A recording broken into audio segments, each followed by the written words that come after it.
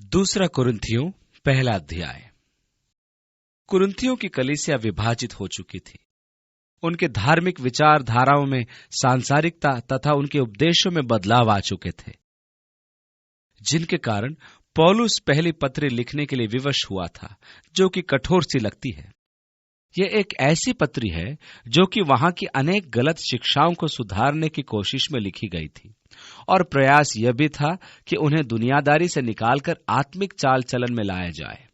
उनकी सांसारिकता का एक चिन्ह दलबंदी था जो उनके बीच में फैली हुई थी।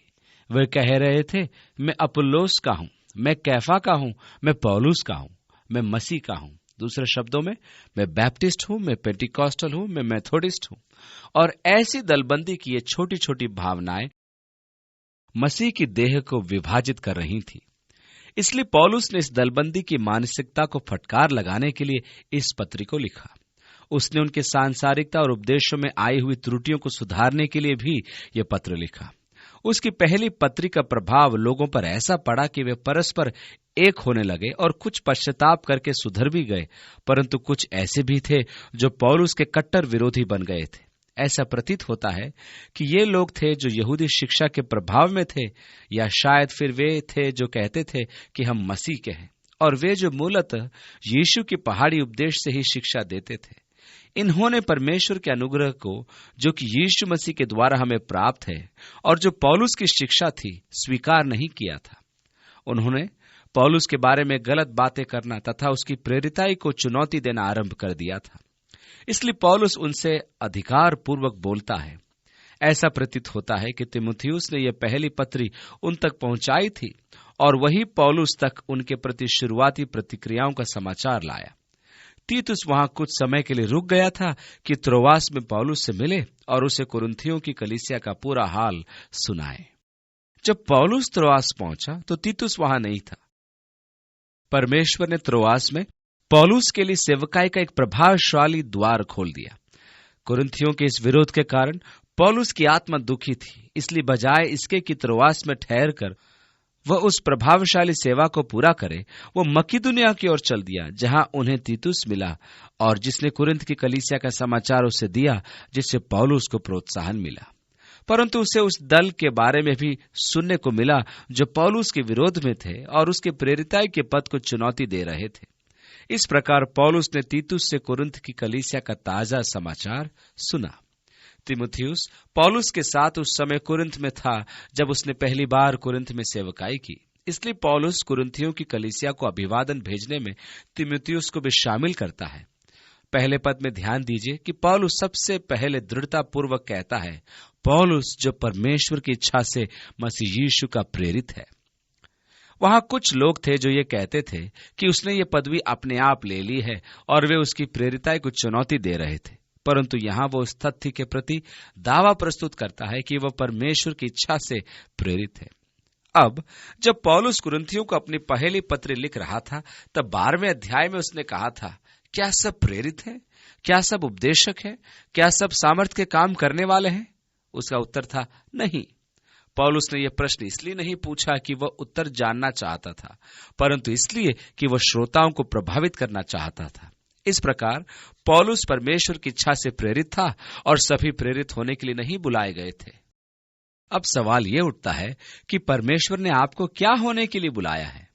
यदि मैं कलीसिया को पत्र लिख रहा होता तो मुझे लिखना होगा, परमेश्वर की इच्छा से मैं एक प्रचारक शिक्षक, न कि मैं वह हूं जो परमेश्वर की इच्छा से मसीह यीशु का प्रेरित है, क्योंकि कलीसिया में मेरी यह बुलाहट नहीं है। परमेश्वर ने एक पादरी या शिक्षक के रूप में मुझे बुलाया है। परंतु कुछ लोग लिख सकते हैं, मैं संजय जो परमेश्वर की इच्छा से मिस्त्री हूं, मैं मोहन जो परमेश्वर की इच्छा से मछुआरा हूं, मैं सुरेश जो परमेश्वर की इच्छा से कार बेचने वाला हूं, क्योंकि परमेश्वर ने मनुष्यों को हर प्रकार के व्यवसाय में बुलाया है। महत्वपूर्ण बात यह है कि मैं जो कुछ भी हूं परमेश्वर की इच्छा से हूं, कि मैं वह काम कर रहा हूं जिसे परमेश्वर ने चाहा है कि मैं करूं। यह एक उत्तम बात है कि आप अपने जीवन के संबंध में कह सकें कि मैं अपने लिए परमेश्वर की योजना व इच्छा अनुसार चलता हूं। मैं जो कुछ भी हूं परमेश्वर की इच्छा से हूं। इसलिए आगे पौलुस लिखता है, पौलुस की ओर से जो परमेश्वर की इच्छा से मसीह यीशु का प्रेरित है, और भाई तीमुथियुस की ओर से। पौलुस जब पहली बार कुरिन्थियों की कलीसिया में गया था, तब तीमुथियुस वहां उन्हें सिखाता था और उनके बीच सेवकाई करता था। इसलिए पौलुस अपने अभिवादन में तीमुथियुस को भी शामिल करता है। तीमुथियुस हमारा भाई, परमेश्वर की उस कलीसिया के नाम जो कुरिन्थुस में है। और तब वो कुरिन्थुस के आसपास के समस्त क्षेत्र अखाया को भी शामिल करता है। और दूसरी आयत में कहता है, हमारे पिता परमेश्वर और प्रभु यीशु मसीह की ओर से तुम्हें अनुग्रह और शांति मिलती रहे। यह पौलुस का अपने ही प्रकार का एक विशेष अभिवादन है। वह अपनी पत्रियों में से कई एक में इसी प्रकार के अभिवादन, जैसे तुम्हें अनुग्रह मिलता रहे, से आरंभ करता है, जो कि वास्तव में एक दूसरे के प्रति यूनानियों का स्वाभाविक अभिवादन था, और शांति अर्थात शालोम, जो कि यहूदियों का स्वाभाविक अभिवादन था। यूनानी कैरिस अर्थात अनुग्रह कहकर और इब्रानी शालोम कहकर आपस में अभिवादन करते थे। नए नियम के ये जुड़वे शब्द हैं जिसे यहां पर एक साथ जोड़ दिया गया है, हमारे पिता परमेश्वर और प्रभु यीशु मसीह की ओर से। यहां मैं एक बात और स्पष्ट करना चाहूंगा कि जब हम एक साथ प्रभु यीशु मसीह कहते हैं, तो उसमें प्रभु शब्द जो है वो यीशु मसीह का नाम नहीं है, यीशु उसका नाम है, प्रभु उसकी पदवी है जो संबंध की ओर संकेत करती है। कई बार लोग प्रभु यीशु मसीह को उनका पहला बीच का और अंतिम नाम समझते हैं, परंतु प्रभु एक पदवी है। ये एक महत्वपूर्ण शब्द है जो उसके साथ हमारे संबंध को दर्शाता है। यह इस सत्य का सूचक है कि मैं एक सेवक हूं और वो मेरा स्वामी है। ये मेरे लिए आवश्यक है कि उद्धार पाने के लिए मैं प्रभु यीशु को अंगीकार करूं। रोमियो के पत्री उसके 10वें अध्याय की 9वीं आयत में लिखा है, क्योंकि यदि तू मुंह से अंगीकार करे तो उद्धार पाएगा। इस प्रकार प्रभु शब्द संबंध या रिश्ते को दर्शाता है। दूसरा शब्द मसीह है अर्थात अभिषिक्त जन, और यह सत्य परमेश्वर द्वारा मनुष्य के उद्धार की प्रतिज्ञा का पूरा होना दर्शाता है। तीसरी आयत में, हमारे प्रभु यीशु मसीह के परमेश्वर और पिता का धन्यवाद हो, जो दया का पिता और सब प्रकार की शांति का परमेश्वर है। यह भी पौलुस की अपने ही प्रकार की अभिव्यक्ति है। हमारे प्रभु यीशु मसीह के परमेश्वर और पिता का धन्यवाद हो कि उसने हमें मसीह में स्वर्गीय स्थानों में सब प्रकार की आशीष दी है। देखिए, यहाँ इफिसियों के नाम उसकी पत्री का आरंभ भी ऐसा ही है। सबसे पहले लोगों को नमस्कार अर्थात उनके लिए अनुग्रह और शांति की कामना, फिर अपनी प्रेरिताई की पहचान कि परमेश्वर की इच्छा से एक प्रेरित, और तब परमेश्वर को धन्यवाद देना अर्थात उसका गुणगान करना। धन्यवाद का मतलब ही गुणगान है कि हमारे प्रभु यीशु मसीह के पिता परमेश्वर का गुणगान हो, जो दया का पिता और सब प्रकार की शांति का परमेश्वर है। चौथी आयत से आगे, वो हमारे सब क्लेशों में शांति देता है, ताकि हम उस शांति के कारण जो परमेश्वर हमें देता है उन्हें भी शांति दे सके जो किसी प्रकार के क्लेश में हो। क्योंकि जैसे मसीह के दुख हमें अधिक होते हैं, वैसे ही हमारी शांति भी मसीह के द्वारा अधिक होती है। यदि हम क्लेश पाते हैं तो ये तुम्हारी शांति और उद्धार के लिए है, और यदि शांति पाते हैं तो ये तुम्हारी शांति के लिए है, जिसके प्रभाव से तुम धीरज के साथ उन क्लेशों को सह लेते हो जिन्हें हम भी सहते हैं। इस तरह पौलुस यहाँ पर उस क्लेश अर्थात सताव के बारे में बोल रहा है जो उसने सहन किया था, वह कष्ट जिसका अनुभव किया है और वे क्लेश जो उसने अनुभव किए हैं। जब हम ये सोचते हैं कि परमेश्वर हमें कष्ट क्यों उठाने देता है, तो उसे समझाना हमारे लिए कठिन हो जाता है। परमेश्वर हमें क्लेश में क्यों पड़ने देता है, परमेश्वर दुख क्यों आने देता है? क्योंकि हम जानते हैं कि वह प्रेमी परमेश्वर है और वह हमारे जीवन में आने वाली और हमारे जीवन को घेरे रखने वाली परिस्थितियों पर नियंत्रण रखता है। तो फिर वह मुझे इतना दुख क्यों उठाने देता है? परमेश्वर मुझे क्यों पीड़ित होने देता है? ऐसे कई सवाल हमारे दिमाग में आ सकते हैं। अब पौलुस कहता है कि उसने ये सब अनुभव किया जिससे कि वह परमेश्वर की शांति का अनुभव करे और दूसरों को भी वही शांति दे सके। इसलिए उसने जितना कष्ट सहन किया वह उनके लिए और अपने लिए था कि वह परमेश्वर से सहायता पाए और वे उन्हीं बातों में उससे सहायता पाए। जब मैं अपने जीवन में देखता हूं तब पाता हूं कि परमेश्वर ने मुझे अनुभव दिया ताकि मैं ठीक इसी प्रकार की कठिनाइयों से गुजर रहे लोगों के प्रति सहानुभूति जता सकूं और उनकी सेवा कर सकूं। यदि मैं स्वयं ही उनसे होकर कभी नहीं गुजरता तो मैं किसी की आवश्यकता को समझ नहीं पाता और ये जान नहीं पाता कि उनकी जरूरतें क्या हैं। परंतु अपने भाई और पिताजी की त्रासदीपूर्ण मृत्यु के दुख को अनुभव करने के बाद, मेरी मां की कैंसर की पीड़ा को अनुभव करने के बाद, पूरी तरह से कंगाल होने का अनुभव तथा रात के खाने की अनिश्चितता के अनुभव के बाद अब मैं समझता हूं कि लोगों के इस प्रकार के अनुभव कैसे होते होंगे और मैं उन्हें वही शांति दे सकता हूं जो परमेश्वर की आत्मा ने मुझे ऐसे समयों में प्रदान की थी। इसलिए पौलुस कहता है, इसलिए यह वास्तव में तुम लोगों के लिए कारण था कि मैं तुम लोगों को वह शांति दे सकूं जो मैंने खुद ने पाई है। और इसलिए पौलुस आनंद पूर्वक कह सका, मैं दुखों को जानता हूं, मैं पीड़ाओं को जानता हूं, मैं सताव को जानता हूं, मैं उनमें रहा हूं और वह उन्हें शांति दे सका। जब मैं कष्टों में था, परमेश्वर ने मुझे अपनी विश्वास योग्यता का प्रमाण दिया। परमेश्वर ने मुझे उठाया, परमेश्वर ने मुझे सामर्थ प्रदान किया। वह शांति जिसकी मुझे आवश्यकता थी वह उसने मुझे प्रदान की और अब मैं वही शांति जो मुझे मिली देने लायक बन गया। इसलिए यह वास्तव में तुम्हारे लिए था कि मैं तुम्हें उस तरह का शांति दे सकूं जो मैंने स्वयं पाई है। 6 आयत से आगे, चाहे हम क्लेश पाते हैं तो ये तुम्हारी ओर से होता और उद्धार के लिए है, और यदि शांति पाते हैं तो ये तुम्हारी शांति के लिए है, जिसके प्रभाव से तुम धीरज के साथ अब क्लेशों को सह लेते हो, जिन्हें हम भी सह रहे हैं। और हमारी आज्ञा तुम्हारे विषय में दृढ़ है, क्योंकि हम जानते हैं कि तुम जैसे दुखों के वैसे ही शांति के भी सहभागी हो। मैं जानता हूं, पौलुस कहता है, परमेश्वर विश्वास योग्य है। जैसा मैंने दुख उठाया वैसा ही तुमने भी दुख उठाया। मैं जानता हूं कि जिस तरह मैं विजयी हुआ तुम भी विजयी होगे। और इस प्रकार वह उन्हें उस विजय में प्रोत्साहित कर पाया जिसका वे अनुभव करने जा रहे थे, क्योंकि मैं दुखों में था और परमेश्वर मुझे निकालकर विजय में ले आया। और मैं यह भी जानता हूं कि वह तुम्हें सब क्लेशों में विजयी करेगा। 8वीं आयत में, हे भाइयों, हम नहीं चाहते कि तुम हमारे उस क्लेश से अनजान रहो जो आसिया में हम पर पड़ा। संभव है कि इफिसुस में अपने अनुभव के तुरंत बाद पौलुस ने पत्री लिखी। इसका वर्णन प्रेरितों के काम की पुस्तक के 19वें अध्याय के आखिरी हिस्से में हमें देखने को मिलता है, जहां पौलुस इफिसुस में था और बहुत लोग मसीह में आ रहे थे। इसलिए दिमेत्रियुस सुनार ने अपने सब साथियों को बुलाकर कहा, साथियों, एक नए पंथ का प्रचार यहां इफिसुस में किया जा रहा है। यह हमारे धंधे को चौपट कर रहा है। देवी अरितिमिस के स्मारक बनाकर और बेचकर हम अपनी रोजमर्रा की आमदनी कमाया करते हैं। ये लोग इस बात की शिक्षा दे रहे हैं कि अरितिमिस देवी ईश्वर नहीं है। हमारा धंधा खतरे में है, हमारी कमाई घटती जा रही है। यदि यह प्रचार फैलता चला जाएगा तो हो सकता है कि हम बिना काम धंधे के रह जाएं। हमें कुछ करना ही होगा। और इसलिए उन्होंने पौलुस के साथियों को पकड़ लिया। ये मकदुनिया के थे और वे इन्हें इफिसुस के बड़े अखाड़े में घसीट कर ले गए और हुल्लड़ मचाने लगे।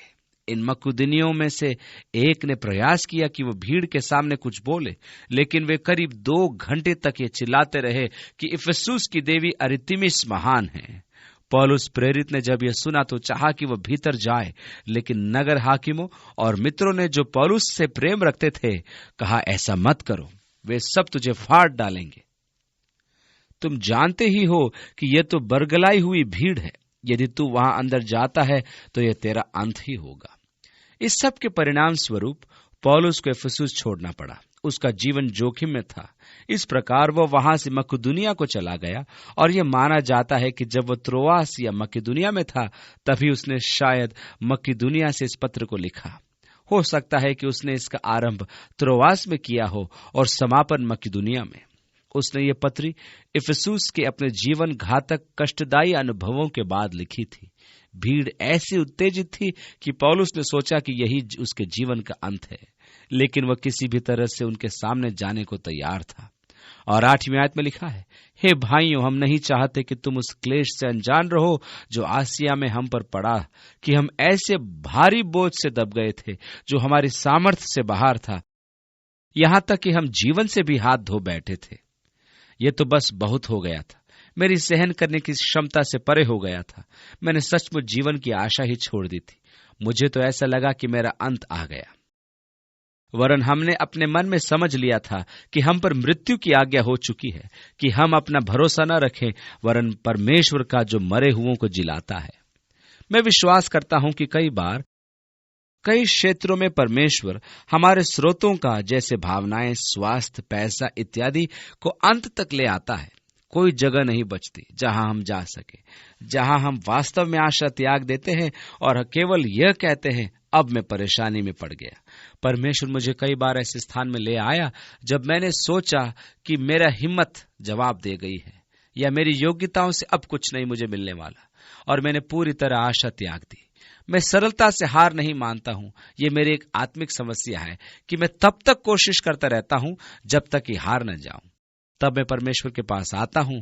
परमेश्वर मुझे उस स्थान में लेकर आता है कि सब कुछ आजमा कर मैं आशा छोड़ दूं। परंतु आप सब जानते हैं कि जब मैं हिम्मत हारने के बिंदु पर पहुंचता हूं, तब मैं परमेश्वर के सामर्थ और अपने जीवन में उसके कामों को देख पाता हूं। और ऐसा अनुभव तब तक नहीं कर पाता जब तक कि मेरी हिम्मत और क्षमता टूट न जाए। पुराने नियम से एक आदर्श उदाहरण हमारे पास आता है और वो याकूब का है, जिसके जन्म के समय घटी घटने के कारण उसे याकूब नाम कर दिया गया था। वो पैदा हुआ जुड़वे बालकों में से एक दूसरा था। जब उसकी माँ राहेल ये जुड़वा बच्चे जनने को थी, उन दिनों में मशीनें तो नहीं थी कि पता चले कि उसके गर्भ में 2 बच्चे हैं।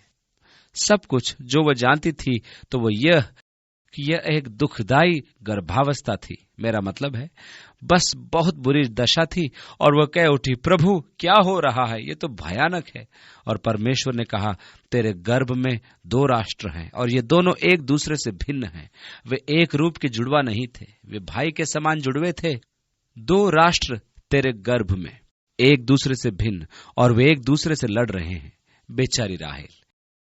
इस समय में ये 2 भाई कोख में एक दूसरे के विरोध में खींचातानी में लगे थे। जब ये पैदा हुए, पहले भाई का शरीर बालों से ढका हुआ था और इसलिए उन्होंने उसे रोंआर बालों वाला एसाव कहा।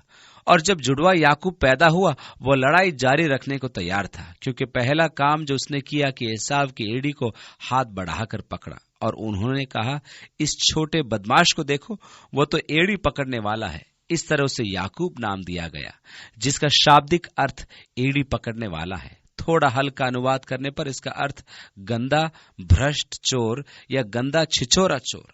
आपको ऐसा नाम नहीं दिया जा सकता क्योंकि आप स्कूल में जाते हैं, और जब अध्यापक आपका नाम रजिस्टर में चढ़ाने के लिए पूछता है तो आप कहते हैं गंदा चोर। तब हाजिरी लेते समय सबके सामने आपका नाम पुकारा जाता है, गंदा चोर। जवाब आता है, यस सर। भाइयों के बीच का यह मतभेद उनकी पूरी जिंदगी भर जारी रहा। गंदे छिछोरे चोर ने अपने भाई से चाल खेली, मौके का फायदा उठाया और उसका पहलौठे होने का अधिकार उससे खरीद लिया, और बाद में अपने पिता को धोखा देकर पारिवारिक आशीष चुरा ली जो वास्तव में उसके बड़े भाई की थी। जब बड़े भाई एसाव ने पाया कि याकूब ने उसकी आशीष चुरा ली, उसने कहा, मेरा पिता तो मरने पर है, जैसे ही वो मर जाएगा मैं इस चूहे को मार डालूंगा, और मैं यह करके ही मानूंगा, मैं उसे मार डालूंगा। याकूब तो मां का लाडला था, जबकि एसाव जंगलों में घूमने वाला, शिकारी, कठोर, घर से बाहर ही रहने वाला व्यक्ति था। उसने कहा, मैं उसे मार डालूंगा, जैसे पिताजी का देहावसान होगा मैं उसे मार डालूंगा। मैं कसम खाता हूं कि मैं उसे मार डालूंगा। इस प्रकार उसकी मां ने भाई की धमकी को सुना और कहा, बेटा भलाई इसी में है कि तू भाग जा।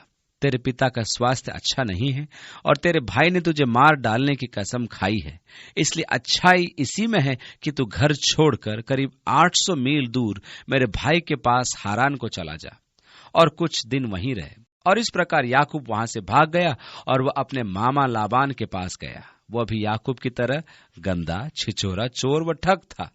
याकूब लाबान की बेटियों में से एक के साथ प्रेम करने लगा और उसने लाबान से कहा कि मैं तेरी बेटी ब्याहना चाहता हूं, परंतु मेरे पास तुझे दहेज देने को कुछ नहीं। इस पर लाबान कहता है, कोई बात नहीं बेटा, दहेज के बदले 7 साल तक मेरा दास बन जा, तब तू उससे ब्याह कर सकता है। इस तरह वह 7 साल के लिए लाबान का दास बन गया। उसने राहेल से इतनी अधिक प्रीति रखी कि ये 7 साल उसे कुछ क्षण से लगे। इस तरह विवाह का दिन आया, विवाह संस्कार हुआ और रीति रिवाज के अनुसार दुल्हन पर्दे में लाई गई। इस तरह दुल्हा दुल्हन रात में तंबू में गए और एक साथ उन्होंने रात बिताई। सुबह जब घूंघट हटाया गया तो वो तो राहेल नहीं थी, केवल उसकी बड़ी बहन लेया थी। याकूब तमतमाता हुआ तंबू से बाहर गया और लाबान को पकड़कर कहा, तूने ये क्या किया? ये तो तेरे साथ सौदा नहीं हुआ था। लाबान ने कहा, मुझे दुख है बेटा, लेकिन रिवाज ही यही है कि बड़ी बहन का पहले विवाह होना चाहिए। यदि तू और 7 साल सेवा करेगा तो दूसरी बेटी भी तुझे मिल सकती है। इस तरह आप देखें कि लाबान याकूब के लिए जैसे को तैसा था, लेकिन आखिर में याकूब जीत गया। 17 साल बाद लाबान के पास जो कुछ था उस सब को वो अपना कर लेता है, क्योंकि उसने देखा कि आगे को अब हालत ठीक नहीं रहने वाले। क्योंकि अब जब भी वह उसे देखता तो मुस्कुराता नहीं था, तो उसने महसूस कर लिया कि उसे अब यहां से निकल जाना चाहिए। इस प्रकार लाबान की सेवा में जो कुछ उसने कमाया था, क्या ऊंट, क्या भेड़ बकरियां, सब लेकर वो चल पड़ा। अब वो अपने घर की ओर जा रहा है और वह देश की सीमा पर आता है और नदी को पार करता है। सारी चीजों को ठीक ठाक करता है, तब अचानक ही उसे आगे भेजे गए दूतों से समाचार मिलता है कि तेरा भाई एसाव 400 योद्धाओं को लिए चला आता है। विस्मित होकर वह सोचने लगा, पिछली बार जब मैं एसाव से मिला था तो उसने मुझे मार डालने की धमकी दी थी। अब वह 400 पुरुषों को संग लिए आ रहा है, मैं क्या करूं?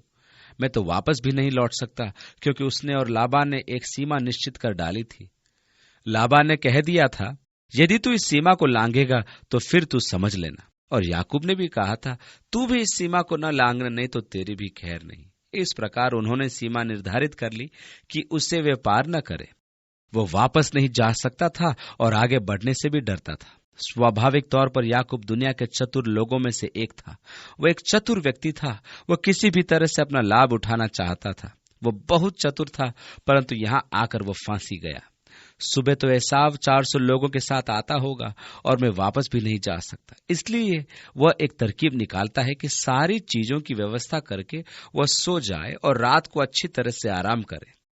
जितना मैं कर सकता हूं, मुझे उतनी ताकत सुबह के लिए चाहिए। परंतु परमेश्वर के विचार कुछ और ही थे। सारी रात परमेश्वर का दूत उससे लड़ा।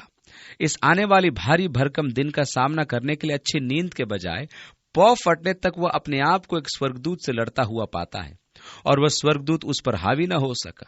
कई लोग विश्वास करते हैं कि वह स्वर्गदूत प्रभु को छोड़ और कोई नहीं था। मैं भी यही विश्वास करता हूं। ये यीशु मसीह था जो उससे लड़ा था। उसने उस स्थान का नाम पेनिएल रखा, क्योंकि उसने कहा कि मैंने परमेश्वर को आमने सामने देखा। लेकिन यह लिखा है कि प्रभु के उस दूत ने उसकी जांघ की नस को छुआ और वो लंगड़ा हो गया। अरे देखो, ये क्या हो गया? इस व्यक्ति का अपने आप ही अंत हो गया, क्योंकि वो बहुत चतुर और युक्ति करने वाला था कि परमेश्वर को उसके साथ कठोर व्यवहार करना पड़ा। उसके सामने तो रेखा खींची थी, वो वापस नहीं जा सकता था। उसका भाई 400 पुरुष संग लिए आ रहा है और वह सारी रात लड़ते लड़ते थक गया था। और इस सब के बाद स्वर्गदूत ने उसकी जांघ की नस को छुआ और वो लंगड़ा भी हो गया। नस सिकुड़ गई, दर्द करने लगी और वो लंगड़ा हो गया। अब वह इस बिंदु पर घिर चुका था। वो अंततः हार गया। उसकी चतुराई समाप्त हो गई। उसने रोना आरंभ कर दिया और स्वर्गदूत से कहा, मुझे आशीष दिए बिना छोड़कर मत जा। अब परमेश्वर के वचन के अनुसार यदि आप आशीष पाने के लिए विनती करते हैं तो इसका अर्थ है कि आपने उस व्यक्ति की श्रेष्ठता स्वीकार कर ली है, जैसा छोटा बड़े से हमेशा आशीष पाता है। इस तरह जब वो आशीष के लिए विनती कर रहा है तो स्पष्ट है कि उसने हार मान ली। मैंने यह पाया कि मैं हार चुका हूं, कृपया मुझे आशीर्वाद दें। परमेश्वर के दूत ने पूछा, तेरा नाम क्या है? और उसने उत्तर दिया, गंदा छिछोरा चोर। और दूत ने उत्तर दिया, अब से आगे तुम गंदे छिछोरे चोर नहीं रहोगे, परंतु तुम परमेश्वर शासित व्यक्ति होंगे, अर्थात इज़राइल, एक परमेश्वर का जन तुम्हारा नया नाम होगा। वो अपने स्वयं के अंत तक लाया गया, लेकिन साथ ही वो जीवन के एक नए अध्याय के आरंभ में लाया गया। यह याकूब के लिए विजय का क्या ही महिमामय दिन था जब वो अपने स्वयं के अंत में लाया गया। ये उसकी स्वाभाविक दुष्टता और छल का अंत था।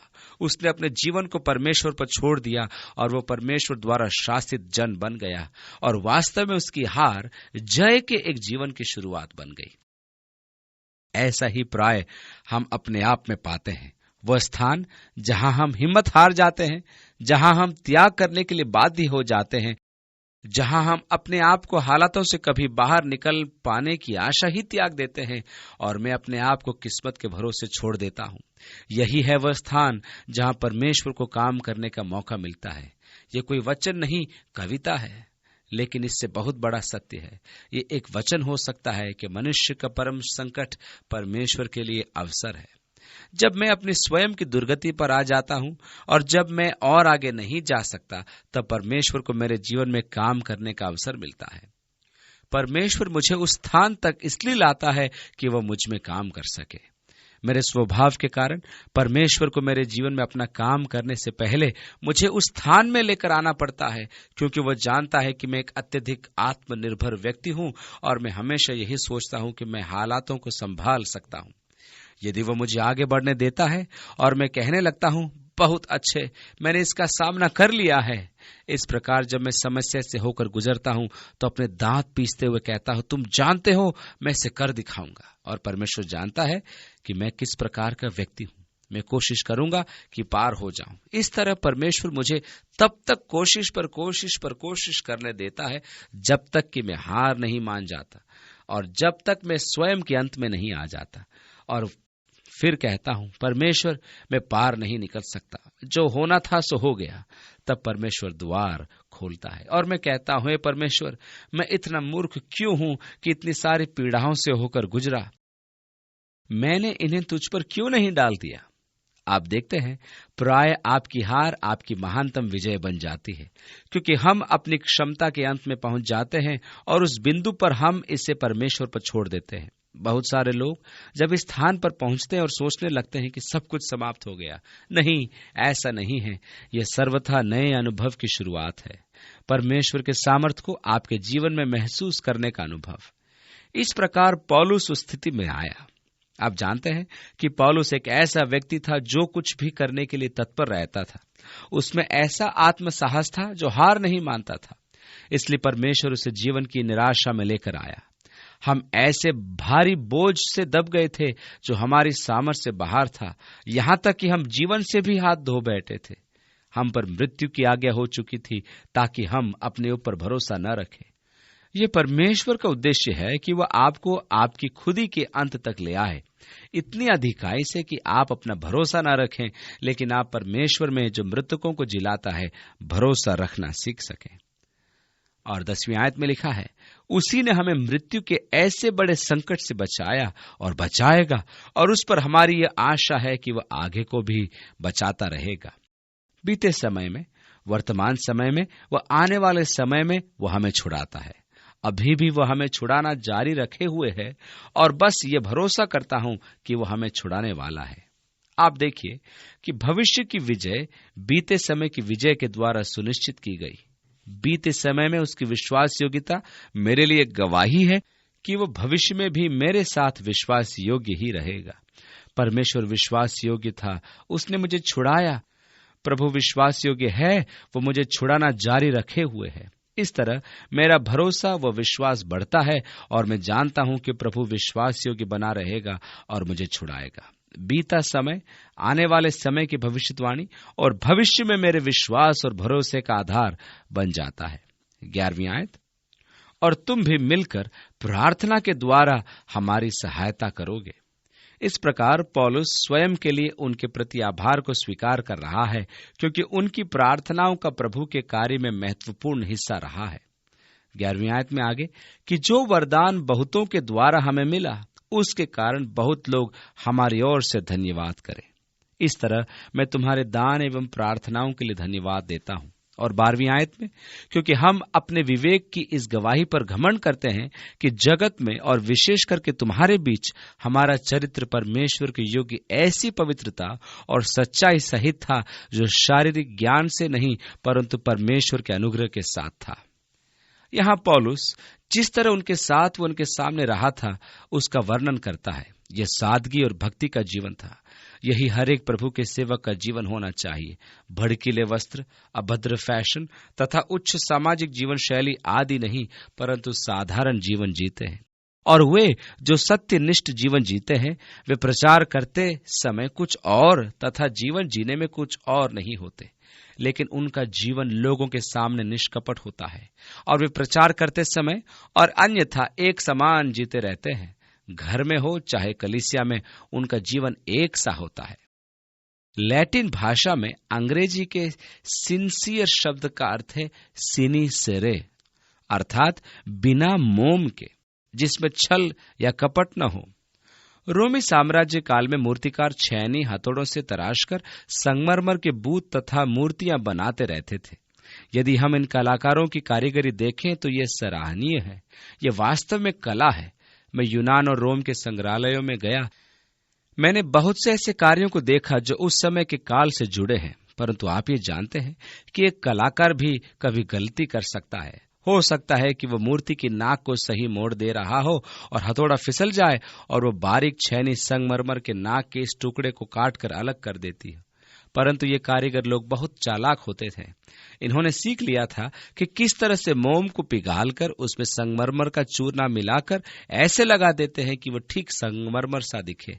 इस तरह वे इस टूटी नाक को लेप से चिपका देते थे।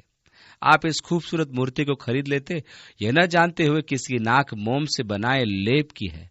तब फिर गर्मी का मौसम आता है और आप अपने सजाए हुए कमरे में घुसते हैं। आपकी नजर पड़ती है उस खूबसूरत मूर्ति पर जिसे आपने बहुत पैसे देकर खरीदा है। फिर पता चलता है कि उसकी नाक गलकर उस मूर्ति के चेहरे पर बह चली।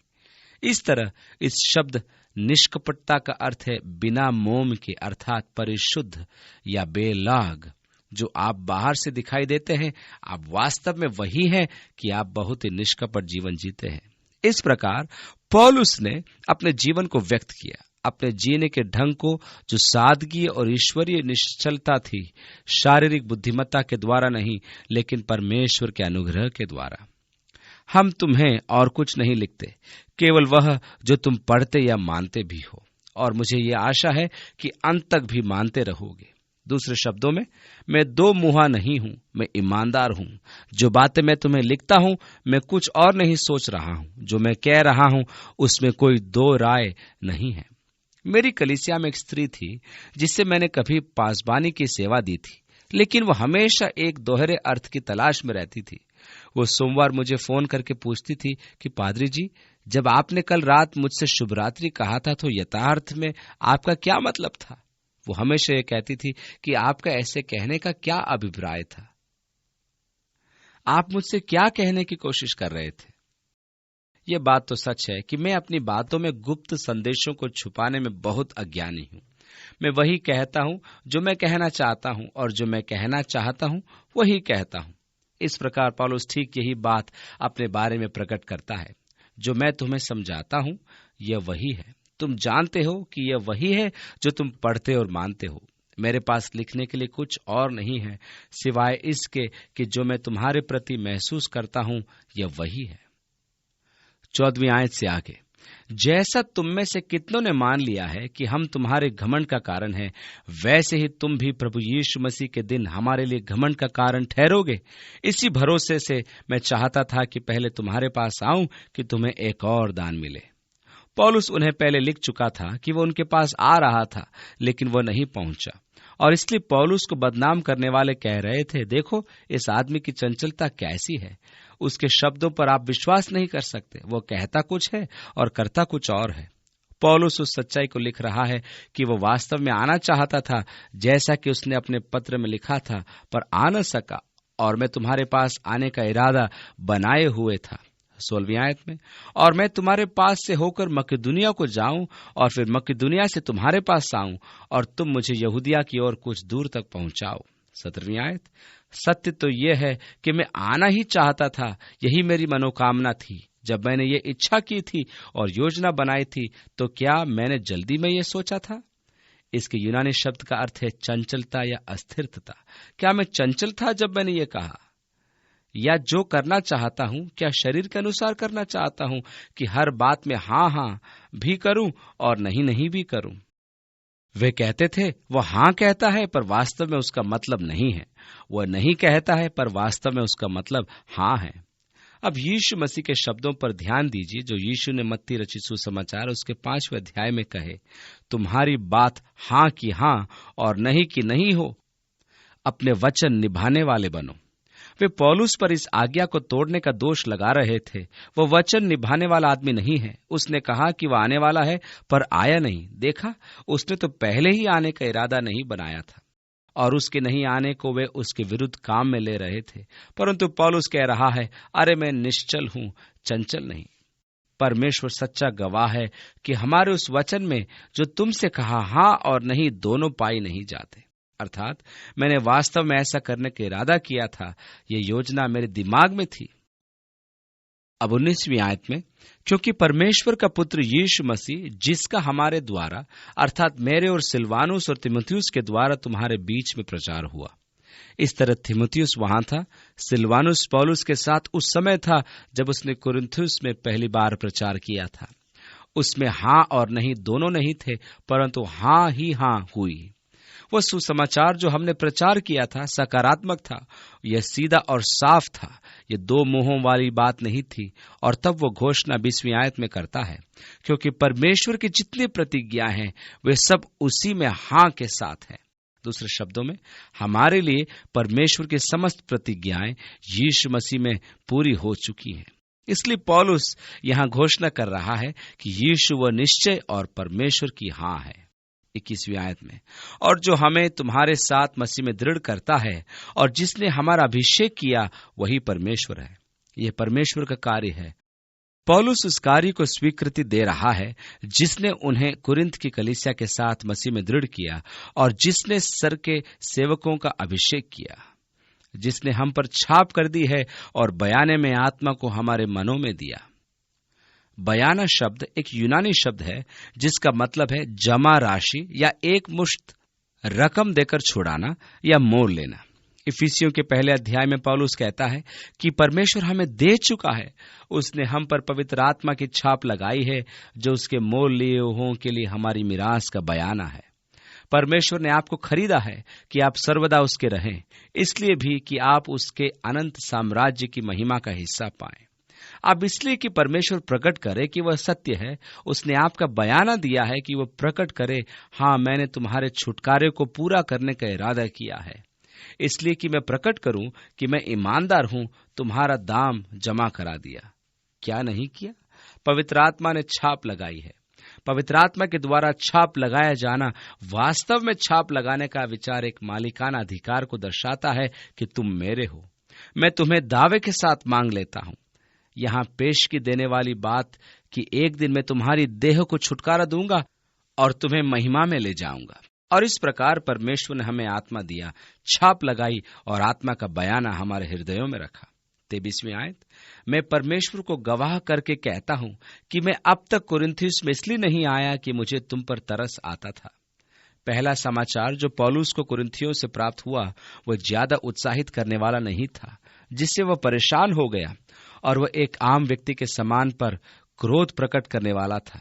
तीतुस ने सब सुन लेने की प्रतीक्षा की, इसलिए उसने कहा, मुझे तुम पर तरस आता है। 24वीं आयत, यह नहीं कि हम विश्वास के विषय में तुम पर प्रभुता जताना चाहते हैं, परंतु तुम्हारे आनंद में सहायक हैं, क्योंकि तुम विश्वास ही से स्थिर रहते हो। पौलुस का महिमानवन बढ़ता जा रहा है। मैं आकर तुम पर प्रभुता जताना नहीं चाहता। आजकल बहुत सारे लोग पासबान हैं जो कि लोगों पर प्रभुता रखना चाहते हैं। दूसरी कलीसिया में जाने की हिम्मत मत करना, ऐसा करने की हिम्मत मत करना, वैसा करने की हिम्मत मत करना इत्यादि, और वे लोगों के ऊपर अधिकार रखना चाहते हैं। पौलुस ने कहा कि मैं तुम्हारे विश्वास के विषय में प्रभुता नहीं जताना चाहता, मैं तो केवल तुम्हारे आनंद में भागीदार होना चाहता हूं। सहभागिता का कैसा महान अवसर, क्योंकि विश्वास द्वारा तुम स्थिर रहते हो। मैं तुम्हारी सहायता करना चाहता हूं कि तुम प्रभु में परिपूर्ण आनंद का अनुभव करो। मैं एक कलीसिया में बहुत सालों से था जहां वे प्रभुता का ऐसा अभ्यास करते थे कि मैं दूसरी कलीसिया में जाने से भी डरता था। अच्छा, यदि तुम दूसरी कलीसिया में जाओगे तो यदि तुम प्रार्थना भी करो तो भी हवा में नहीं उठाए जाओगे, क्योंकि तुम हमारे साथ नहीं हो। ये बहुत ही भयानक था कि इस प्रकार की बंदिश झेली जाए। इसलिए मैं सोचता हूं कि मैंने हमेशा पूरी स्वतंत्रता देकर सेवा की है। मैंने हमेशा महसूस किया है कि यदि तुम किसी प्रकार किसी को बांधकर अपने साथ रखना चाहते हो तो किसी भी प्रकार वे तुम्हारे साथ नहीं रहेंगे। ये तुम्हारे लिए बेहतर होगा कि उन्हें जाने दिया जाए, बजाय इसके कि वे अपने बंधनों के कारण चीखें चिल्लाएं।